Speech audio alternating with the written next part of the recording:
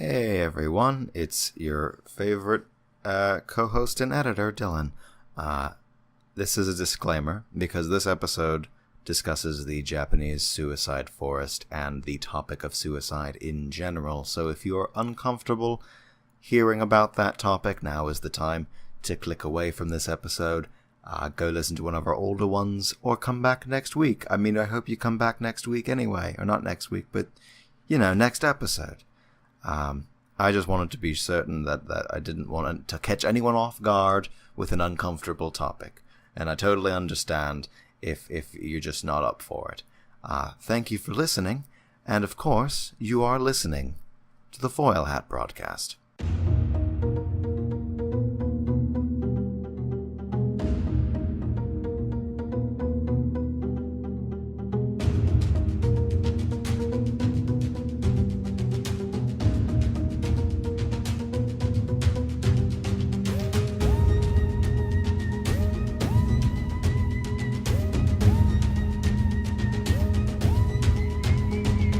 Hi, and thank you for turning into the Foil Hat Broadcast. I'm Dylan. And I'm Reese. And, hi, how are you? Hi, I'm good. How are you doing? Good. We're, going to keep the energy up because today we're going to talk about Suicide Forest. Got some creepy stuff. Pretty creepy, sad, but creepy and fascinating, actually. We're quite interesting. We'll see where this gets us. So we're talking about the Suicide Forest. Yes. It's in Japan. Aokigahara. A.k.a. Suicide Forest, also known as, which is A.k.a. again, the Sea of Trees. The Sea of Trees. The Sea of Green. The Beatles sang about. Yeah. No, they didn't. But it was on the northwestern flank of Mount Fuji, so that's where this is located. Yeah. It's a volcanic region. Thriving on 30 square kilometers of hardened lava, laid down by the last major eruption of Mount Fuji. Which was like 700-something? 864 AD. 864. That was a really long time ago. Yeah, it's been a while. We're just waiting for something to go wrong now, aren't we? Yeah. Yeah.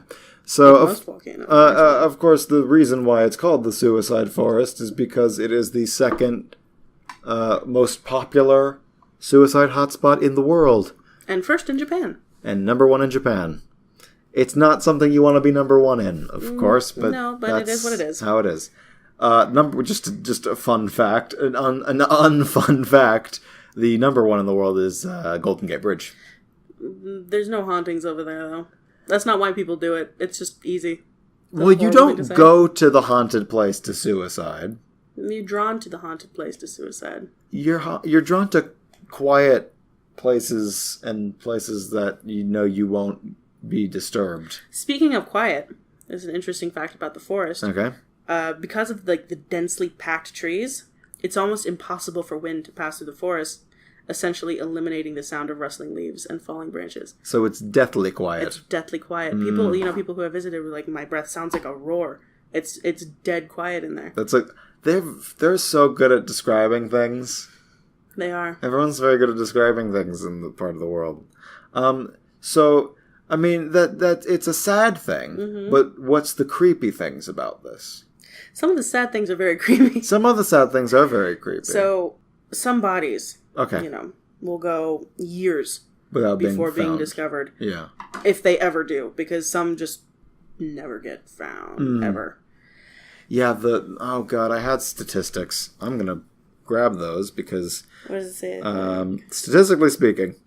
so the suicides have been steadily increasing since the 1950s, which back then it was like when it started becoming noticeable, it was like 10 to 30 a year. Now it's closer to 70 a year, and that's only the ones that people find. Yeah, no, they talk. Estimates claim to be as many as 100 people a year successfully kill themselves. Yeah, the record found in 2003 was 105 in a year. That's a lot. And that's just located bodies. That's just located. So we don't actually. There's no real statistic about how many people go in there. And that's a big, dense, thick, full forest. It's huge. It really is. You can't cover all that. Well, they say that when you hike up the side, halfway up Mount Fuji on that side, it just looks like an ocean. Sea of trees. Yeah, that's why they call it the Sea of Trees. Yeah, it's a green ocean.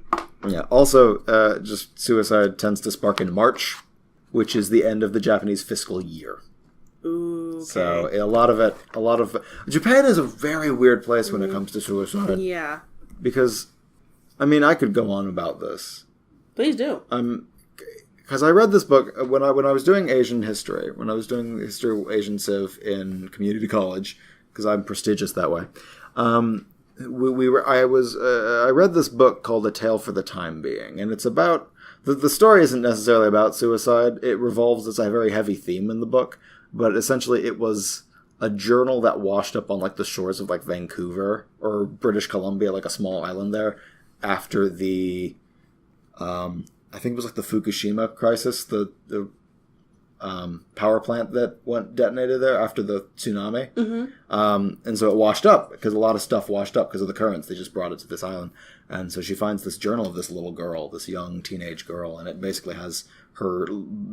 It starts with her contemplating suicide. By the end, we're not actually sure what happens to her. She doesn't kill herself, but we're not sure if she made it out of the tsunami or not. Okay. But it goes on about, like, because they talk about samurai committing seppuku, which was the honorable death. You know, if you were dishonored, that was the honorable thing to do, was to take your own life in a very ceremonial fashion. Mm-hmm. In World War II, you had the kamikaze pilots because it was an honorable thing to die for your country. You would give your life for the empire and for the emperor. That was just something. It's just this mentality that they have. And now, more modern times, it's always because they overwork themselves. It's this really weird inherent thing, and it doesn't feel like it's being forced upon them. It feels almost self-inflicted in the culture in itself. Like, you have to be as best as you can be, and if you can't reach those goals, then you feel worthless. Mm-hmm. And people throw their lives away because of it. Also money, because there are some financial crises that do drive that sort of thing. It's a really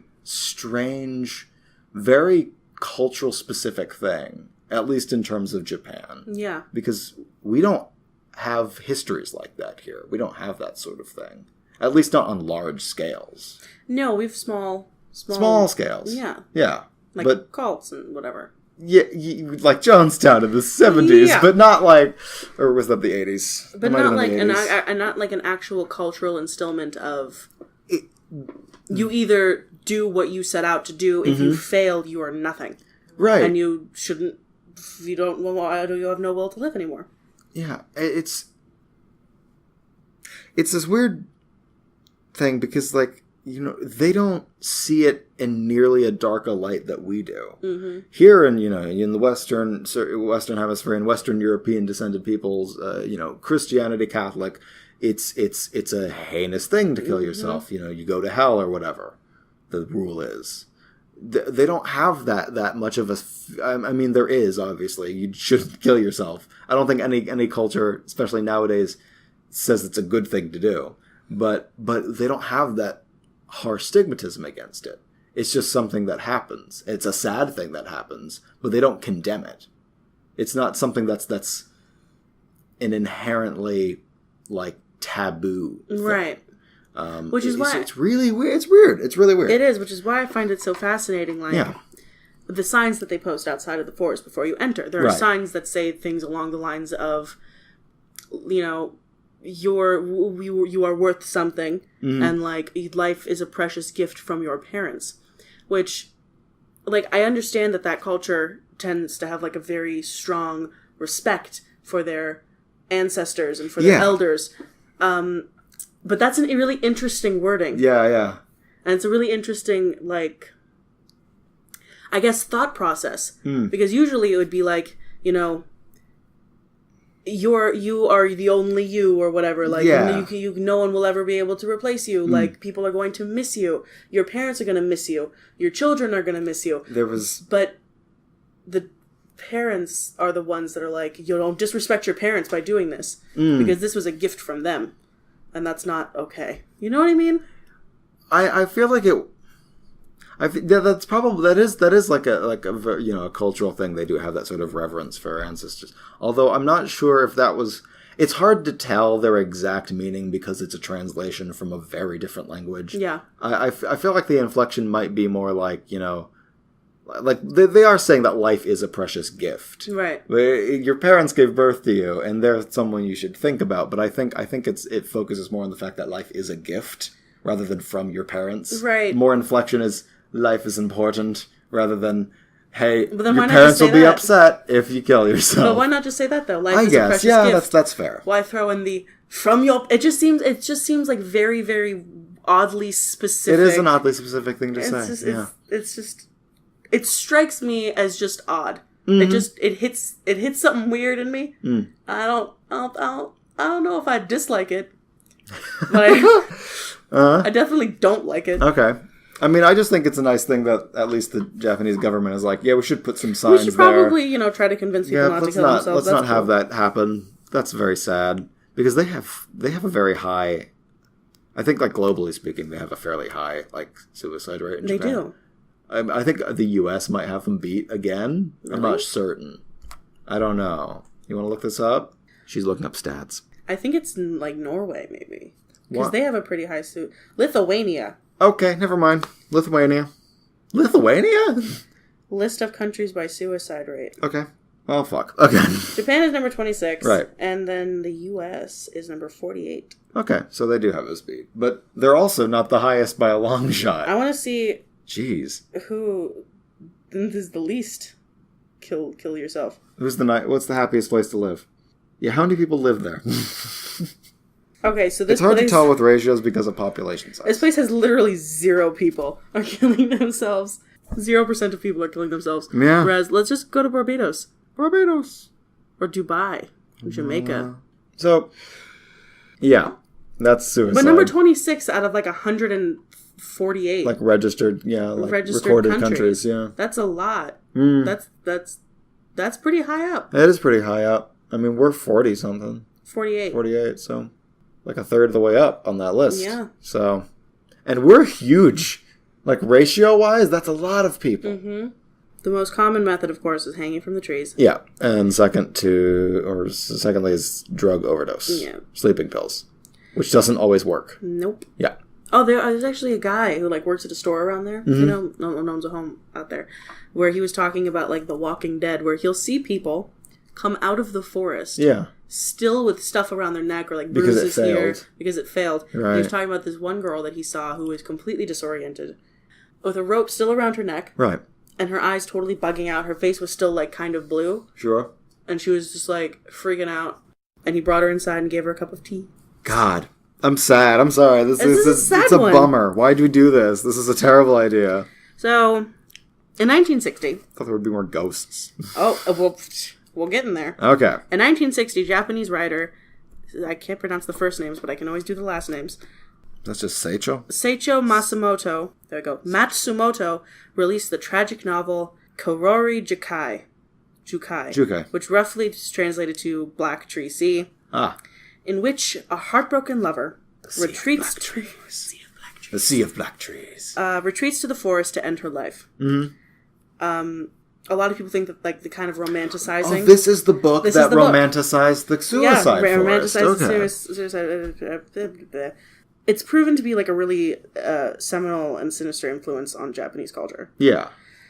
Because it, like, sparked this weird craze... Yep. With suicide in the forest. Yeah, people would find, like, copies of the book. Copies of the book in, like, abandoned things from, like, by their body or with their stuff. Yeah. And they're also looped into this lore, the Complete Suicide Manual, which is it's another book, which was also found... Seems like a weird manual to write. Yeah, which dubs Aokigahara the perfect place to die.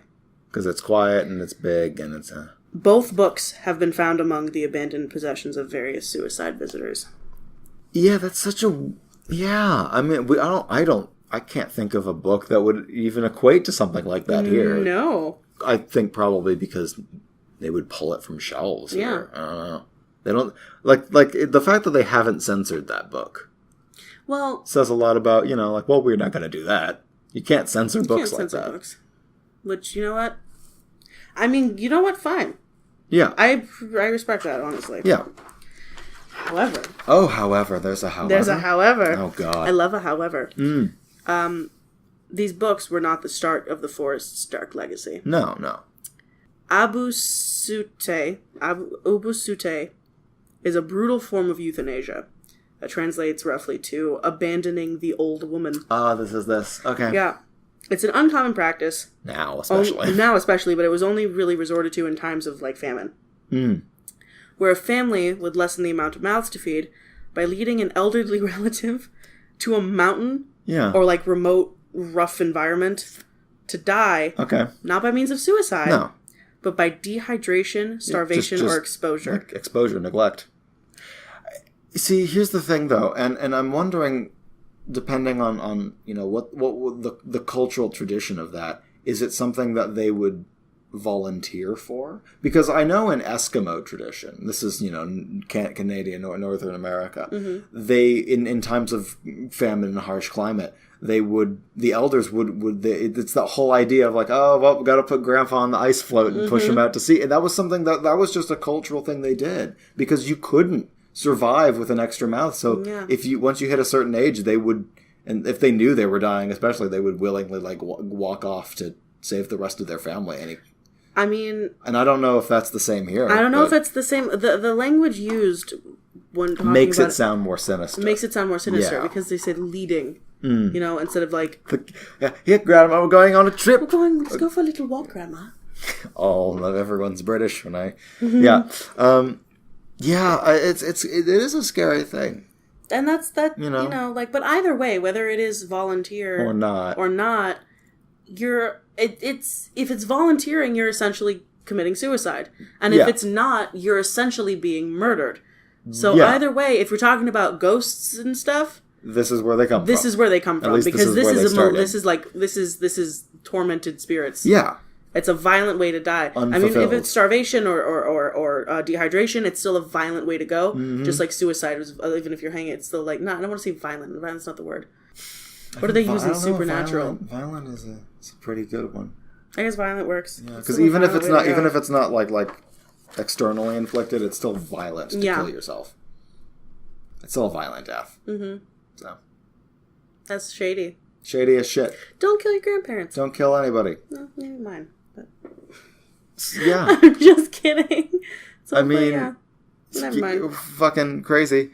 So I do know that when we looked at this, it said that that a lot of people believe that there has been so much death in the region that they literally described it as like the trees and the forest itself being like oversaturated with this aura, this essence of death and despair, despair and decay, to the point where the forest itself is trying to kill people, or at least keep them there so that they will die. Well, that's the whole premise of the rope cutting. Okay, because a lot of people use like tape.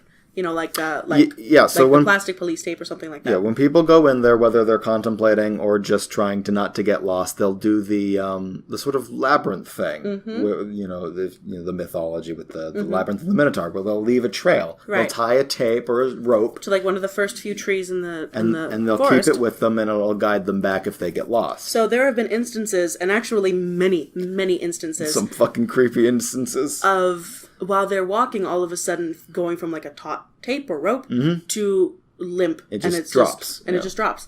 And they're like, okay, what? And when they go find, the other, if they ever do, find the other piece of their tape or their rope, it's either cut, like very, very precisely cut, or burned. So deliberate. Whether or not this is ghosts or some really fucked up people. Or the forest. Or the forest. Like, fuck you! You're not leaving! The forest is trying to kill people.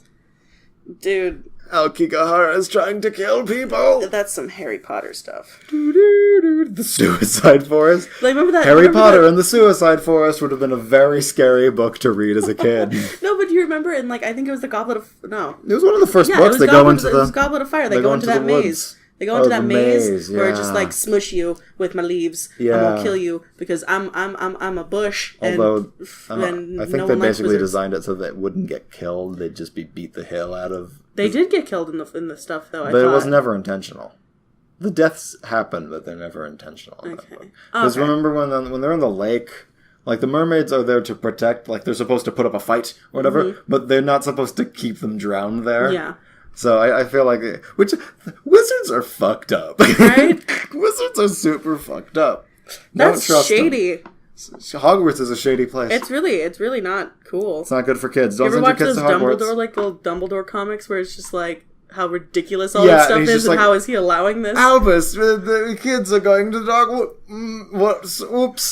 Dumbleburn. Not now, Minerva. Shut up, Minerva. Shut up, Minerva. Oh, God, it's horrible. Yeah. So you have hauntings? I do have hauntings. Share with me some hauntings. You had one haunting. What's the other hauntings? We talked about the rope burn. Oh, okay. Some believe ghosts of Yuri, of those abandoned by Ubasute. Ubasute. It's when you leave the abandoning the mom. Yeah. Mom. Abandoning grandma. And the mournful spirits of the suicidal linger in the forest. So folklore claims that they are vengeful. Right. Dedicated to tormenting visitors and luring those that are sad and lost off the path.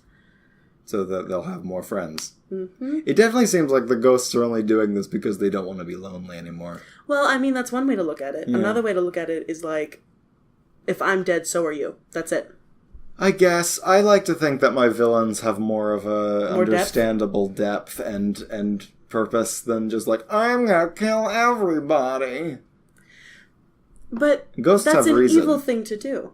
Yeah, but there's no purpose.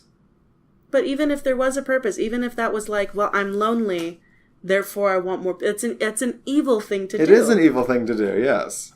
That doesn't make it okay. No, it's not, but it's as someone... I know. From a writing perspective, it's an understandable motive.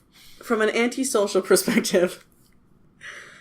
The fewer ghosts in the woods, the better. I want to be a lonely ghost. Oh my god, I would all day in that forest by myself as a ghost. Hell yeah. You get really bored real fast.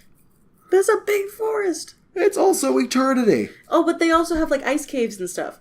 That's cool. I mean, that's cool. So let's go die in the forest. Right? I mean, we might as well.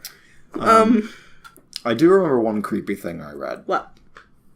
So when and they're usually volunteer workers. Mm-hmm. I think actually, like, specifically their title, like in Japanese, is something akin to forest guardian. Like, they're the guards. They're like they're like national park workers. Right. Volunteers.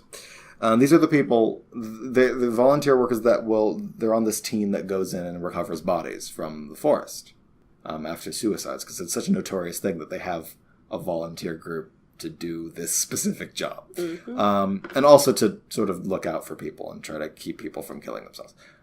There's actually a video, I don't know how reliable Vice is. Yep. There was that friendly old man who was just like a 20-minute video, and you go on a journey with him. There was one thing that really stuck with me when he said it was like that even suicides don't die alone because you're hurting everyone around you by doing it. Oh. Yeah. But anyway, so here's the creepy thing. That's all it says. People go in there and they recover these bodies. So they have to take them down to like the local, I guess the equivalent would be like a ranger station or something. Mm-hmm. Police station, forest station, whatever. And there's a specific room in there for the bodies of the deceased. That was specifically suicides. Now, I heard that it is a traditional thing to do. Because they believe that if a suicide victim is brought back and laid somewhere without it being accompanied by like a living person to sort of, I guess, comfort the spirit or not, the spirit will get riled up. It will scream constantly in the middle of the night. The body will start moving on its own. No. So what they do is that they get the workers and they volunteer, or they play like rock paper scissors to see who will sleep in the room. You want to cuddle buns with some dead people? You don't cuddle up to them, but you sleep in the room. No, okay, no. To keep them from fucking, like, getting up and terrorizing people. Listen. I'm just gonna be straight with you right now. Mm-hmm. I can deal with the screaming. I don't want to. That's horrific. But if I have to, I'll do it. If I have to. Okay. Crinkly. If they start moving? I'm done. Yeah. I'm killing myself. Well, here's the thing. On the spot. If you stay in the room, they don't, because they're at peace. The Yurei don't try to kill you. No. I don't care. I don't give a fuck. I'm getting as far... cut that out. I'm getting as far... No, I think that's a good punctuation for this. I'm getting as far away from whatever is happening there as I can. I don't want... because, like, I'm just imagining, like... Mm-hmm. like... You know, like that weird, like... Why would they need to reassemble their bone structure? Click, click, click, click, click. No, like I don't know. Lego I don't like it. I people. don't like it. Sitting up with, like, the sheet over, just like, shh. And I'm like, no. And then the grudge happens. Hard pass. Tina, please.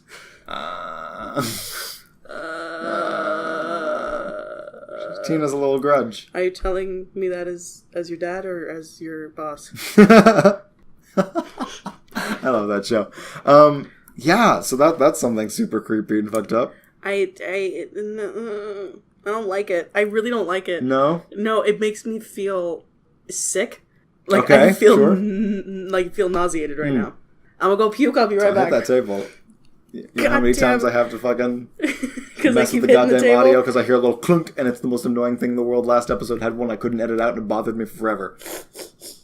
I suck. Okay, so I'm at fantasy football. I suck at fantasy football. I'm getting the hell away from that topic because I can't. Okay, let's go on to another haunted topic. I can't. Sure. The forest is super easy to get lost in. Yes, it is. Never mind. This is what I was good. I just talked about this. Did we? Yeah, it was about the tape. Okay. So what about the compasses? Oh, so there's like Do metal.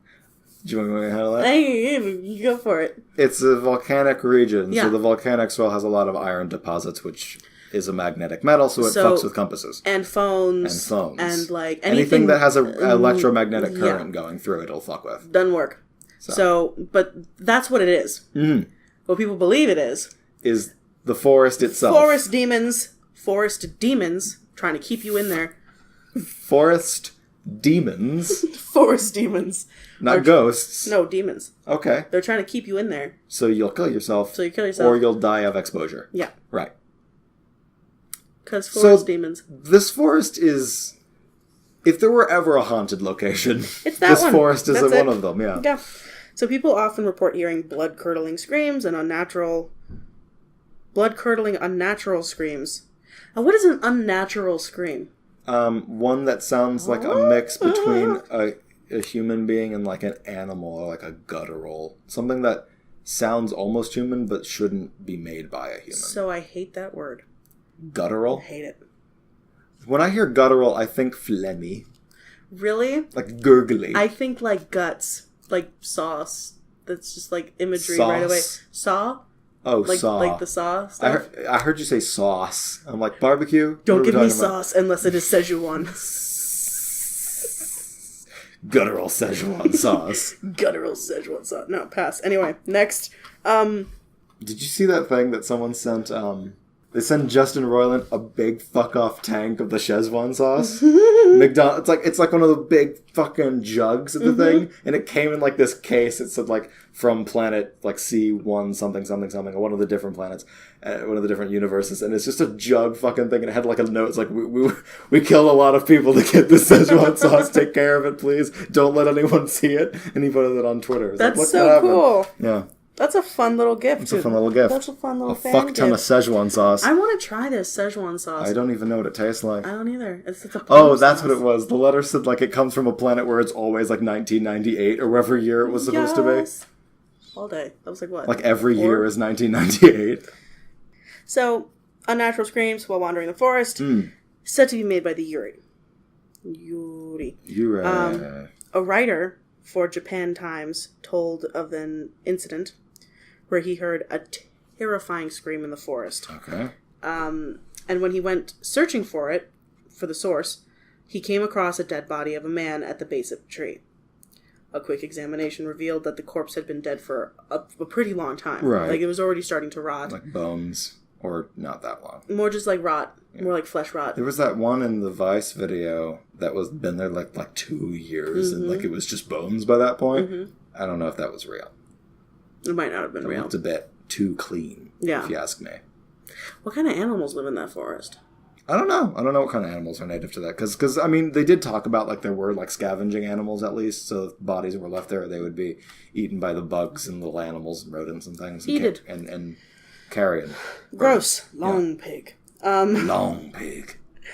Throwback. To the cannibalism episode. So basically... And because of this, because it's a corpse. It's a corpse. It obviously couldn't be the source of the scream. Or could it? But maybe it was the spirit of the guy screaming, because holy shit, what did I do? I'm so dumb. Why'd I do this? Why'd I do this? Because it's horrible here in the afterlife. Walking around a goddamn forest all day. Why is this guy voiced by Jensen Ackles? Sammy. I committed suicide. I don't even like hiking. I'm in the forest now. I don't even like hiking. Where's my Burger King? I don't like the outdoors. I want a pie. I want pie. I want pie, and where's baby? Where's my baby? I want to fuck a car. I want to fuck a car, Sammy.